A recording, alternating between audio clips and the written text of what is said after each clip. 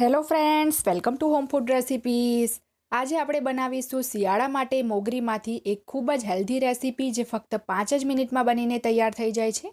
મોગરી ખાવાના ઘણા બધા ફાયદા છે અને આ મોગરી અત્યારે ફક્ત શિયાળામાં જ મળે છે, તો જેટલી બની શકે એટલી આ મોગરીને આપણે કોઈના કોઈ રૂપમાં ચોક્કસથી આપણા ડાયટમાં સામેલ કરવી જોઈએ. તો આ મોગરીનું યુઝ કરીને આજે આપણે એનું ચટપટું રાયતું કેવી રીતે બનાવવું એ જોઈશું, જે એકદમ ઓછી સામગ્રીમાં બની જાય છે. તો ચલો એને બનાવવાનું શરૂ કરીએ. મોગરીનું રાયતું બનાવવા માટે અહીંયા મેં 80 ગ્રામ જેટલી જે આ રીતની પર્પલ કલરની મોગરી આવે છે એ લીધી છે, જે એકદમ આ રીતના લાંબી લાંબી આવે છે, પણ અત્યારે મેં એને વચ્ચેથી કટ કરીને થોડી નાની કરી લીધી છે. માર્કેટથી જો તમે ખરીદશો તો આ રીતે લાંબી જ આવે છે. તો એકવાર મોગરીને બરાબર મેં ધોઈ લીધી છે અને હવે આપણે એને નાના નાના ટુકડામાં કટ કરવાની છે.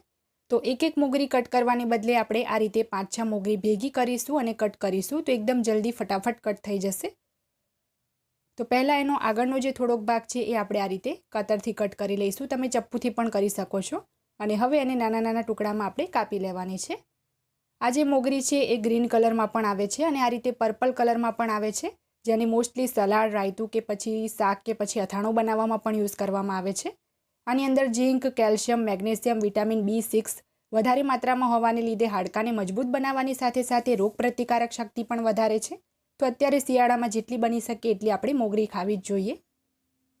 તો છેલ્લે જે આ રીતનો એકદમ પતલો ભાગ વધી જાય છે એને આપણે ફેંકી દેવાની છે અને બધી જ મોગરી આપણે આ જ રીતે કટ કરી લેવાની છે. હવે આપણે એક બાઉલની અંદર 1 કપ જેટલું એટલે કે ગ્રામમાં 200 ગ્રામ જેટલું મીડિયમ ખાટું દહીં ઉમેરીશું. રાયતું બનાવવામાં ક્યારે પણ મોળા દહીંનો યુઝ નથી કરવામાં આવતો, થોડુંક તો દહીં ખાટું હોવું જ જોઈએ. હવે વિસ્કરથી 2 મિનિટ એને આપણે ફેંટી લઈએ, જેથી દહીંમાં જે કંઈ પણ ગાંઠ હોય એ નીકળી જાય. તો તમે જોઈ શકો છો આપણું દહીં એકદમ સ્મૂથ થઈ ગયું છે. હવે આપણે જે કટ કરેલી મોગરી હતી એ આમાં ઉમેરી દઈએ. આ મોગરીને કટ કરવા પહેલાં જ ધોઈ લેવાની છે. જો તમે કાપ્યા પછી ધોશો તો એમાં પાણી ભરાઈ જશે અને રાયતું પતલું થઈ જશે.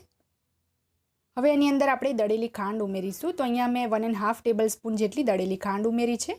સ્વાદ મુજબ થોડું મીઠું ઉમેર્યું છે, કારણ કે આપણે અડધી ચમચી એમાં ચાટ મસાલો પણ એડ કરીએ છીએ. ચાટ મસાલો ઉમેર્યો છે તો મીઠું વધારે નથી ઉમેરવાનું.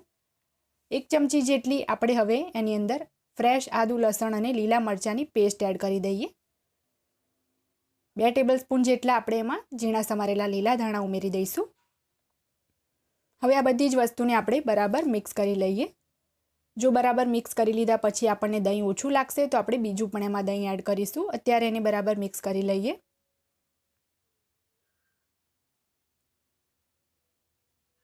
તો ફ્રેન્ડ્સ, બરાબર મિક્સ કર્યા પછી મને થોડું આમાં દહીં ઓછું લાગે છે, તો હું આમાં 2 થી 2.5 ટેબલ સ્પૂન જેટલું દહીં બીજું એડ કરું છું. 80 ગ્રામ મોગરીમાં જોવા જાવ તો 1/4 કપ જેટલું લગભગ આપણે દહીં યુઝ કર્યું છે. જો તમે 100 ગ્રામ મોગરી લેતા હોય તો આની અંદર તમારે 1.5 કપ જેટલું એટલે કે 300 ગ્રામ જેટલું દહીં લઈ લેવાનું છે. હવે આપણે વઘાર કરવા માટે એક નાના પેનની અંદર 1 ટેબલ સ્પૂન જેટલું તેલ ઉમેરીશું. તેલ ગરમ થાય એટલે આપણે એમાં અડધી ચમચી રાઈ ઉમેરવાની છે. રાઈ જ્યારે સરસ ફૂટવા લાગે ત્યારે આપણે એમાં 1/4 ટીસ્પૂન એટલે કે 5 ચમચી જેટલી હિંગ ઉમેરી દઈશું અને તરત જ આપણે ગેસ બંધ કરીને આ વઘારને રાયતામાં એડ કરી દેવાનો છે.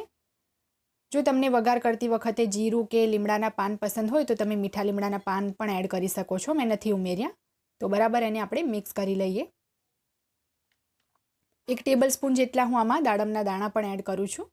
તો આ આપણું ચટપટું મોગરીનું રાયતું બનીને તૈયાર છે. આને આપણે સર્વ કરી લઈએ.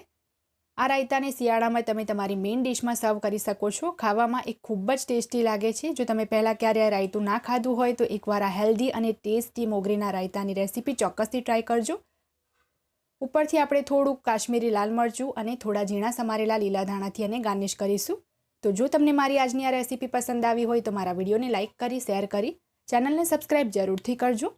પાસે આવેલા બેલ આઇકનને પણ દબાવજો, જેથી તમને મારા દરેક નવા વિડીયોની નોટિફિકેશન મળતી રહે.